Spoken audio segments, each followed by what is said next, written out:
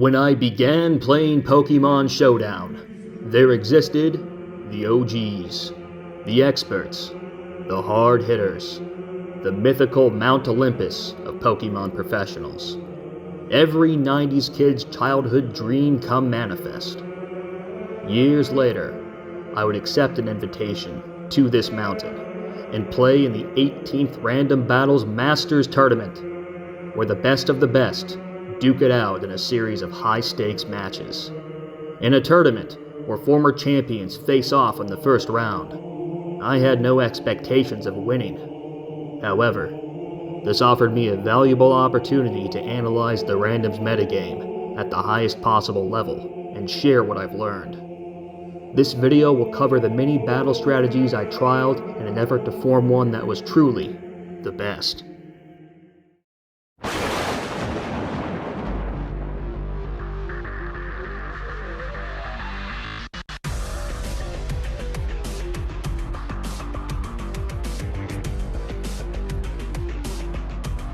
First, we need to talk about the shift from old randoms to new randoms. There was a recent and ongoing balance patch focused on each individual Pokemon's win rate. The balancing aims to bring each Pokemon's win rate to 50% via level balancing. Every month, each Pokemon can gain or lose up to 3 levels based on its performance data. This is a drastic contrast to old randoms, in which Pokemon were arbitrarily sorted into preset level brackets depending on their tier in the regular metagame. The old way of level assignment led to randoms having its own unique, albeit stagnant, viability hierarchy. The Pokemon had more well-defined niches, and changes came only when there was an update to the mainline tiers. The balance patch fundamentally changed the battle landscape of randoms. Previously occupied niches were gradually eliminated in exchange for an inevitable convergence toward the center of the viability distribution. Though still early in the process, this convergence has already become highly noticeable to top-tier players. A good analogy for this phenomenon would be to compare a tier like OU to a tier like NU. OU battles tend to be longer, and the Pokemon have a significantly higher degree of staying power that NU Pokemon lack. NU battles tend to be shorter, and though all battles are sequence dependent, luxuries like recovery moves and huge stat pools are foregone, making lower tier battles heavily sequence dependent. This principle is amplified in the new random battles. The majority of Pokemon's power converge toward each other, and many conventional tactics like saving certain Pokemon for certain niches in a battle are gradually rendered obsolete. My opinions on these changes are negative. While I'm not against moderate balancing, the current method is indiscriminate and contains no safety parameters for any kind of viability diversity. The way the balancing is now, we're looking at an inevitable convergence at 50% viability for every Pokemon, with no deviation. The game will become an unrecognizable nightmare, miles removed from its base design. A strange dystopia in which Hitmonchan can body the already deteriorating Mewtwo. The least they could do is add deviation limits, maybe a modest 5 to 10% from the mean. Beliefs aside, there's not much a YouTuber can do to sway the opinions of the decision makers. We'll get what we get, and change may arise again if enough people hate it. Let's focus on the here and now. We've laid the groundwork for this new landscape. Let's dive into the two often overlooked fundamentals of random battles.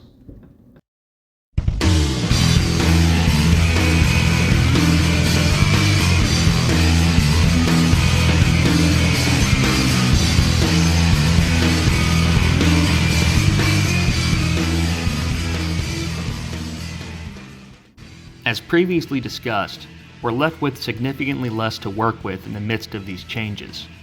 How do you mitigate when there's almost nowhere to run in the wake of a bad matchup? Facing the unknown is the greatest challenge of randoms. Even the most experienced players struggle to make optimal decisions in the face of uncertainty. Sequencing is bar none the most difficult aspect of randoms to master. For those new to the channel, Sequencing is the order in which you deploy your Pokemon to obtain the best results. More specifically, we're going to be focusing on early game, or blind sequencing. This is a partial callback to my hierarchy of vulnerability principle. This is, after all, where I learned it. Except instead, the hierarchy is based on viability and randoms, instead of OU. Sequencing is made increasingly difficult because of the dynamic monthly changes to the roster, and the viability of Pokemon and randoms is subject to constant and heated debate. Since the viability of Pokemon is ever-changing, we'll need to focus on an unorthodox subset of non-niche dependent variables to determine overall viability. However, we can't begin tiering until we cover our second random battles fundamental.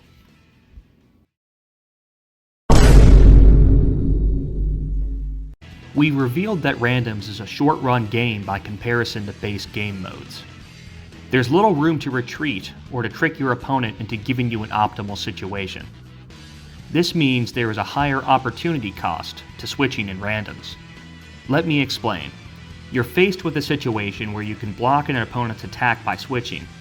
However, there are a number of factors to consider before you make this switch. For starters, you cannot predict with 100% certainty what your opponent will do. By technicality, you can only speculate. Let's create a hypothetical scenario. Your opponent is about to hit you with a super effective attack. You've calculated that this attack will not kill you. You have a short-run optimal option to minimize the damage you will take by blocking it with a resistant type. However, your blocker is slower than your opponent's Mon. Additionally, your opponent's Mon has Body Slam and a good crit rate. You choose to block, but your opponent uses Body Slam and paralyzes you, and then they get a subsequent attack with a crit. When you finally counterattack, they switch into something else to block you.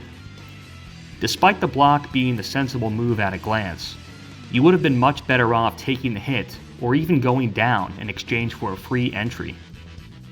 This is what I mean when I say that switching has high opportunity cost in short-run battle spaces. Staying in this scenario is called keeping your momentum. By nature of the cost of switching, knowing when to keep your momentum in randoms is paramount. By keeping your momentum, you're also avoiding another cost that we will talk about later.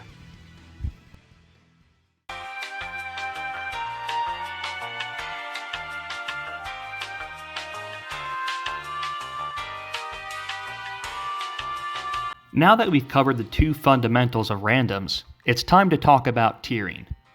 What makes a random Mon good? Let's start with the original hierarchy of vulnerability. Mons with the least common weaknesses are good candidates to take on unknown threats. However, this theory gets harpooned by players' propensity to save their aces for endgame matchups. Another aspect of the original hierarchy that must be considered is that you are exposing your aces to sleep moves if they're used too early.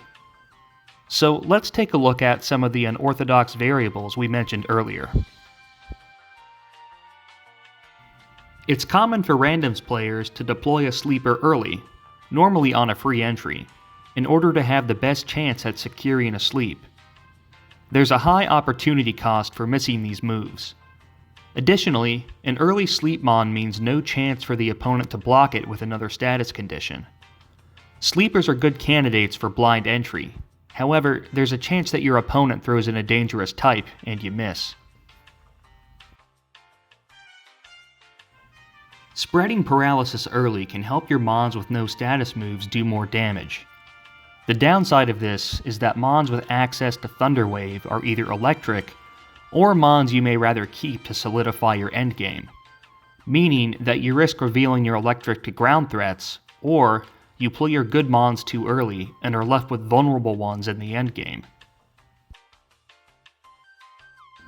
Speed is one of the most important aspects of the randoms metagame. Striking first is heavily valuable in a high-cost environment. Speed is twice as useful because it comes with a high crit rate. Speed and crit rates are key in punishing an opponent for retreating. I've turned the tides of many battles because I kept a fast Pokemon in my back pocket. The inexperienced call it luck. I call it strategy. Pokemon that are flat out hard to kill. Keep in mind that previously bland and ordinary Mons are witnessing a huge buff thanks to level balancing. Keep your eyes peeled for formerly unremarkable Mons now tanking 3 to 4 hits from recently defanged threats. Pokemon like Nidoqueen, Seaking, and even Machamp may surprise you. No longer overestimate Pokemon that can heal. Most have been nerfed into oblivion, and a good opponent will capitalize on it. These types haven't receded as much as retained their same liability for early game use. I would not recommend shouting to your opponent that you have either of these early on, or they will be sure to block you and make you play around it all game until you lose. Keep in mind that the hierarchy of vulnerability is more of a mental map, and not a cut and dry strategy. I can't give you the perfect blueprint on how to sequence your Pokemon. In fact, no one can. But I can give you the qualities you should keep an eye out for in this ever-changing metagame.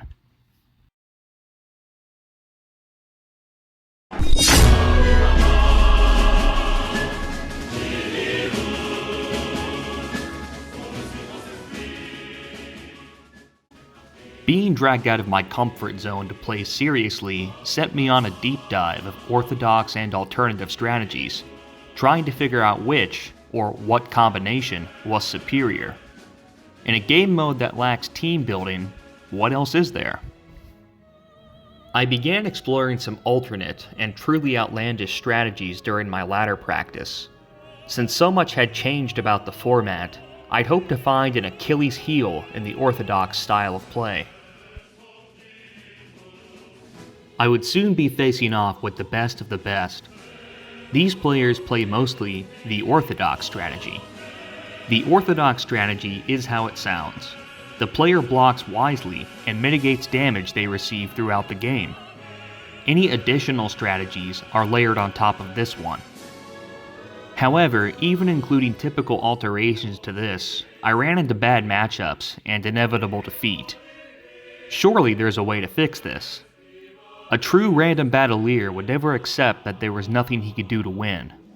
If the game is truly tilted in one player's favor from the beginning, what's the point of playing? The hand you're dealt in randoms is out of your control. The one thing that is in your control is what you allow your opponent to see. There are 3 advantages to this tactic. Keeping your Pokemon hidden prevents opponents from making a plan, and increases the likelihood they will expend a threat to your team without knowing they needed it. Opponents will expect you to switch out of serious damage. This could cause them to make a wrong read.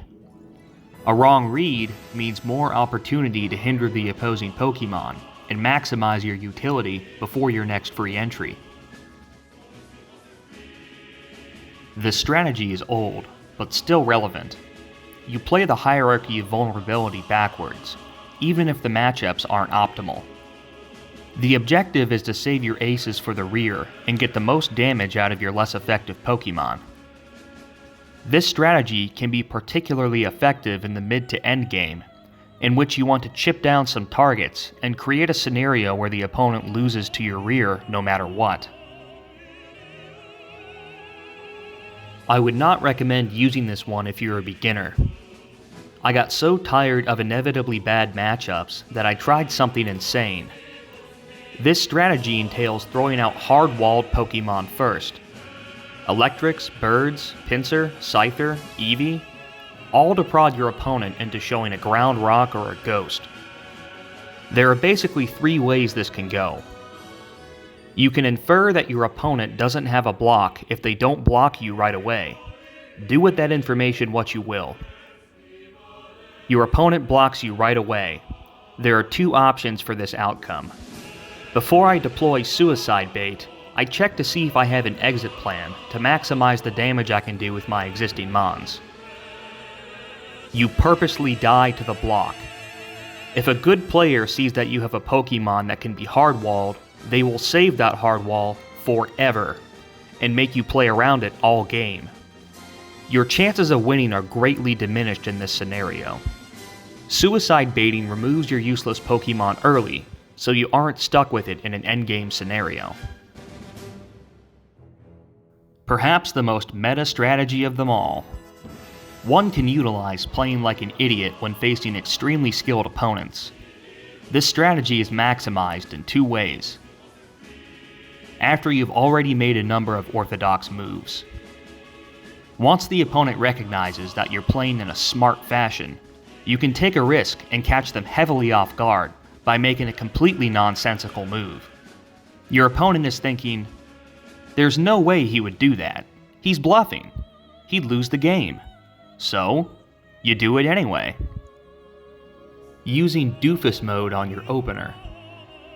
The opening move is one of the most important moves in randoms because it gives the first inferences on how each player plays. Staying in on a bad opening matchup is highly likely to confuse your opponent, especially when they think, "There's no way he keeps this in. I'm going to use a different move." However, this is a risky play. Additionally, if the opponent knows who you are, they will realize you're not actually dumb and are just tricking them.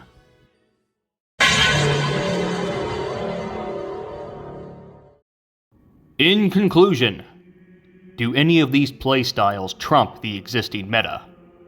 The short answer is, kind of, but mostly no. These strategies are great add-ons to the Orthodox playstyle, but cannot replace it as a core playstyle.